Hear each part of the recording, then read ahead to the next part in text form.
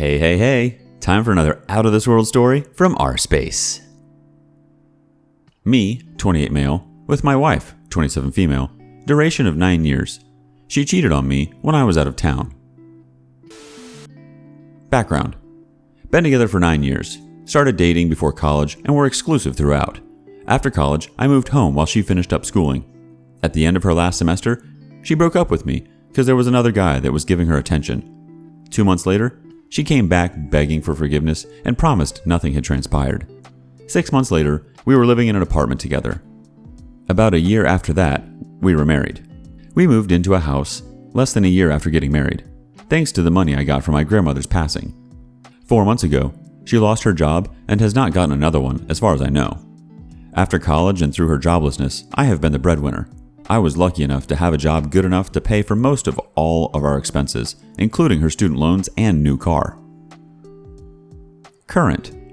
I went out of state a couple of Thursdays ago for a project the company was involved in. I wasn't scheduled to be back till the next Thursday. Wednesday, I got told I could go home early. I called and told my wife I would be coming home, but I could tell that she wasn't herself and didn't seem happy to hear the news. She said she hadn't been sleeping well. I got home and she did seem tired. We relaxed for a few hours and then went to bed, where she insisted or stated that she wanted to have sex.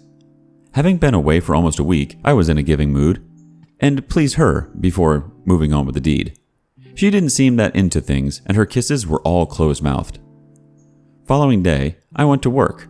Nothing unusual.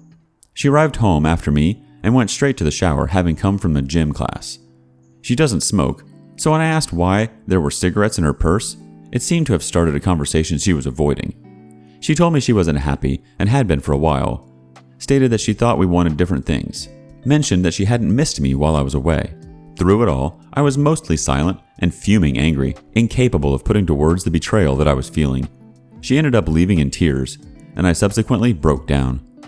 I called my friends and ended up riding to their apartment for a few hours. After returning home around 11:30, I was angry and hurt and started searching the house out of suspicion. She had left the rings on the dresser. I started looking through her computer. There, I found through Facebook messages the log of probably 80% of what had been said between her and the guy she slept with over the previous 5 days. She stated that things were bearable while she was working, but that her time out of work was the worst in her life. She felt like she wasn't getting to do the things she wanted to do and felt like she was concerned and angry with the decisions that got her here. There was also a number of messages where she insisted that they should get together. Come to find out, she had spent the entirety of Wednesday evening messaging the guy and even invited him to my home for dinner. The messaging continued to the early morning and only stopped when she went to his apartment at close to 3 a.m. She didn't arrive home until after 6 p.m. Wednesday, 2 hours before I got home from the trip. They had unprotected sex and then insisted that we have sex the night I got home. A time frame of about 18 hours. I also found out, through these messages, that she went to his apartment when she left the house Thursday night. I saved the entire Facebook conversation to PDF, which ended up being close to 70 pages of messages exchanged in 5 days, stored in multiple places. She came home after 1 a.m. Thursday night, Friday morning. I told her that I knew. She tried to tell me that she didn't intend for things to happen, which was a lie based on the transcript. Much angry silence followed, and she ended up staying in the guest bedroom. Friday morning, I broke the news to my parents. I suggested to her that she move out because I wasn't interested in forgiving her. She left for a few days, but has since returned to the guest room. Her family found out through my parents and are devastated. Her father and I are actually still on good, though awkward, terms despite all this. I have gotten in touch with a lawyer. I have also gotten tested for STDs and HIV. Results haven't returned yet. I have moved the money that I can out of joint accounts and gotten my own. I have been working on getting my things in order to live without her, once the agreement is finished and she gets out. Once the agreement is finalized, I will have to wait a full year before the divorce is final. I haven't really spoken a word to her in the weeks since things fell apart, but we are sitting down to discuss it in person today. I am sure that I missed some details, but this is the gist of it. Really, the only thing that I don't know or have plans for is where do I go from here? I know that I am still fairly young, but I was never really one to go out and meet new people, and I have literally no clue what I'm doing when it comes to dating as an adult. Edit. For clarity, she does not take birth control. We have used condoms since we started dating, and one was used the night I returned, so the chance for her pregnancy ploy is slim to none. Also, as some of you have pointed out, this ended up not being the first time she cheated. I found out through the transcript that she had sex with some other guy from work 4 years ago, after the breakup and reconciliation, but before we moved in together. Alright, a couple quick comments, then we're moving on to another story. Shadowban Hans says, "You handled it like a boss, son. Rely on your friends and family. Take it day by day. The rest will come in time. Internet dating is all the rage with the kids these days. I'd suggest waiting a few more months before dipping your toes into that water." Lizzie6692 said, "I may be reading too much into things, but is your wife on birth control? My first thought when I read the part about having unprotected sex with him, then you, was worried about a pregnancy and wanted to make sure she could convince you it was yours. If she does end up pregnant, make sure you get a paternity test." Mission Success says, "I'm sorry you had to go through this, but you handled it very well. I suggest picking up a new hobby or two to fill your time and meet new friends. Something recreational, like joining a running club, will make you feel great, endorphin release, and get you in better shape if you're not already." Alright, moving on to the next story. Wife cheated on me before we were even married with our friend, her coworker, and I finally left. Me, 33 male, and my soon-to-be ex-wife, 31 female, started cheating on me with her coworker in the summer of 2017. We were married November 2017. Together for 11 years altogether. Trying to keep this short, but it's 3.5 years of BS, so let me run through this. It's a lot. Here's the disaster of events.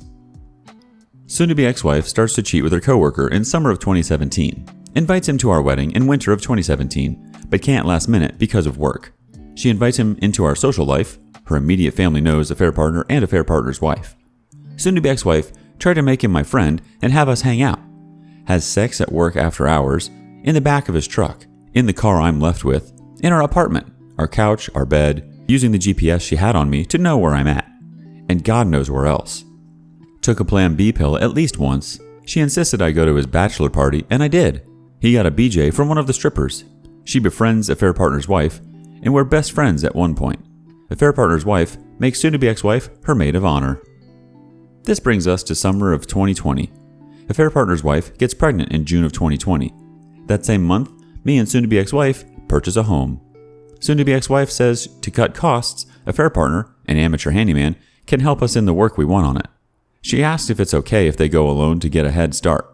At this point, I know him, and more importantly, I trust him. I've known him for 3.5 years. He's my friend. I said okay, but still felt uneasy about it. They ended up having sex in every room in our new home. Before I even could really call it home, she had sex in it. It's ruined forever. We've been trying to get pregnant for a year. One night, about to have sex, soon-to-be ex-wife says something to the effect of, "Let me get mine before you get yours," but stops short of her thought, but I got the drift. But there's a problem. I don't have that problem. I'm not bragging, but I say perfectly capable of performing, after I get there, for 11 straight years with her. She gets 3 to my 1 for 11 years. I can give her more if we're really into it. Some men can't go on after the first, but that's not me. I let it go, but it stuck with me. That was my first thought waking up. Something snapped, and I went crazy X mode. She left for work, and I rushed to her laptop trying to get into her text messages. Don't have access. Then search all her social media. There's access to one. Search through every message from a guy, and there it is. Words that will forever be burned in my head. Multiple quickies. I miss you. Heart emoji. I like your arms. They can carry me, babe. I sent her a screenshot of what I found. I was in shock. Then I had my first panic attack. I called my brother and told him. She called me after and I went off on her, then hung up. She denies it was physical, just flirting the whole time. After I walked our dogs, I was surprised to see soon-to-be ex-wife in total shame standing there. 30 minutes before, she showed AP the screenshot and said his face went white, and then she drove home because she thought I was leaving her. Then I demanded answers. She confessed to having sex with him for 3.5 years. I asked if she did him sexual favors. She said yeah. Dumb question, I know, but I lost it there. After I calmed down, I sat in a chair in shock. She came over and cried, apologizing, begging to forgive her, and hugged me. Once I hugged her, it all came out. That devastating, unbearable, torturous, and never-ending heartache I still feel today. It consumed me. I told her she broke me. I'm broken. I cried my eyes out. Ugly, filthy cry. I barely ate for a week. I was too traumatized to think about leaving. I just found out my entire marriage and some change was a lie. My identity was stolen and turned my world upside down. I was too consumed in trying to make sense of things while traumatized. We decided on trying to reconcile with therapy, couples and individual. I lasted 2 months, then I needed space. I left to my parents. I thought this was it. It's over. I could barely leave, but I was so proud I was going to post this on Reddit to show you guys that I did it. But being away from her felt like ripping off an emotional limb. It felt self-inflicted. I lasted 3 weeks and came back. I missed her so dang much. That's when I found out if I decided to really leave, it was going to be horrendous. But I'm going to try and reconcile. We also paused starting a family. Would be crazy to start if we didn't know about our future. But she has a hard time waiting, yet understands what I need to go through in healing, but doesn't know how long she can bear not having kids. The patience required from her is wearing her down, but I get it. There's ultimately a deadline. I told her what I needed from her to feel safe. She or he needed to find another job. She barely tried in the beginning, so I sent a message to affair partner, knowing he hadn't told his wife, and if he wants to keep it that way, he needs to leave. Instead, affair partner tells his pregnant wife. Instead of hearing back from him, I get a call from his father-in-law asking me to back off. What? Father-in-law, supposedly, barely works, so probably saw his paycheck flying away since they all live in the same house, and planned to move into another one. Father-in-law ends up passing the phone to affair partner. Same voice I heard from soon-to-be ex-wife. Shame and guilt overbearing affair partner. I go off on him and hang up. So there it is. She wasn't leaving and he wasn't either. She didn't want to leave in case I leave. Then what was the point in leaving her job in her mind? It's also tied to her family's business. She feels a strong social obligation to keep it. Red flag. We try to continue reconciliation, but every day I thought about it multiple times a day. Daily trauma. Nothing was the same. Holidays, mornings, nights, kisses, sex, simple interactions. I'm haunted by our home because of the triggers. My mind unravels almost every interaction between them and us, and it's like a mini D-Day every single day. But we continue. Fast forward to last week, and we're at a stalemate. She doesn't feel like I want to continue this, but my PTSD is so intense I can barely keep myself together. Still 7 months later. She leaves to her sisters unrelated to us, and we go back and forth on texts. We would check in every 3 months on how I was feeling. More importantly, if I wanted to start a family. I know I couldn't do it. How can I be there for them when I'm struggling on just me? We would both be miserable with a baby on the way. I don't deserve that. I would also be haunted in not having the trust it's even mine. That was part of the reason to leave. Again, she says she can't wait a year, but just hopes I'm ready before. So having that in my mind, that it's 4 months left for the D-Day anniversary, and it hasn't changed exponentially in almost 8 months, and the ongoing trauma, I decided to leave. Every day was stay or leave, and it was eating at me, like crows picking out your eyes. It was, and still is, horrible. So I'm here at a friend's place, tortured every day in a different way since I left. Every bone in my body says to go back, but when I'm there, I'm miserable. I'm away from her now, and I'm also still miserable. But what's going to change if I go back? Maybe I can change and move past this, but it's going to be more than a year. I can feel it. I don't want to say it out loud, but I need this. It's for me, for my peace, but it's not coming fast enough. I just want the pain to stop, but I know it'll take time. I know talking to friends and family helps, and I'm trying to find the new me and find hobbies. Being alone with my thoughts is the worst for me, so I have to stay busy. I didn't think I could be here. I didn't think I could write this, but like so many others, the advice and vulnerable and painful moments you all share helped me be here. I want and need to continue therapy. It really helps. Thank you all. Any advice, welcome. While there's no advice from the community, I'll bet you guys have something to say, so let us know down in the comments. Until next time.